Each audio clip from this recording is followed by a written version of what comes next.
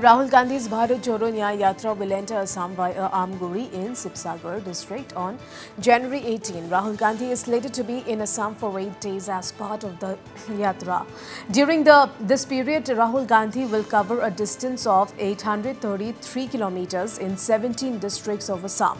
Meanwhile, Chief Minister Sharma, BJP MLAs Manab Deka and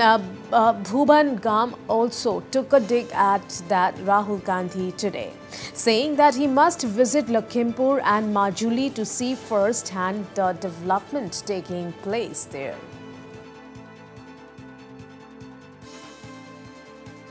Ground reality to saise hoyto Bhupen Bara Dangoriya je khub hukjonok nohobo except Bangladeshi probojonkari miya ba jot jeologok juai dore adore gotike hoyto enuka abul tabul bokise karon ami BJP dole 12 mahe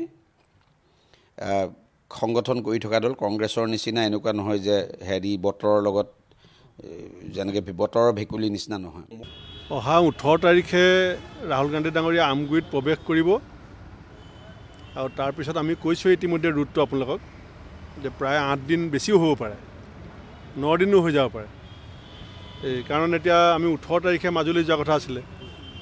এতিয়া শুনিছো অসমৰো কোনোবা BJP মানুহ 18 তাৰিখে যাব নাও পাবলৈ দিগদাৰ হৈ গৈছে এতিয়া বিভিন্ন ঘাট প্ৰতিঘাট পতা ধুমুহা আৰম্ভ হৈছে এতিয়া লখিমপুৰত আমি 19 তাৰিখে থকা কথা আছিল এতিয়া শুনিছো লখিমপুৰটো ডাঙৰ কিবা মিটিং হ'ব 19 তাৰিখে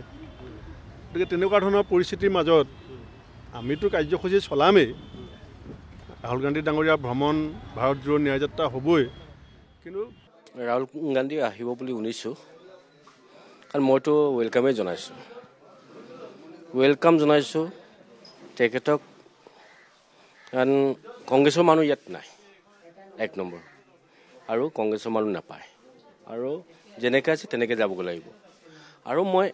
2 নম্বৰ তেখেতে অহাটো এটাখানো বিচাৰো তেখেতে ৰাজীৱ গান্ধীৰ দিনত ইন্দিৰা গান্ধীৰ দিনত মনমোহন সিঙৰ দিনত একোৱে কাম নকৰিলে